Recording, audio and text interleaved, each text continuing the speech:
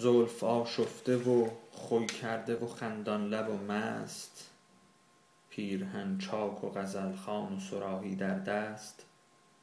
نرگسش عربده جوی و لبش افسوس کنان، نیم شب دوش به بالین من آمد بنشست.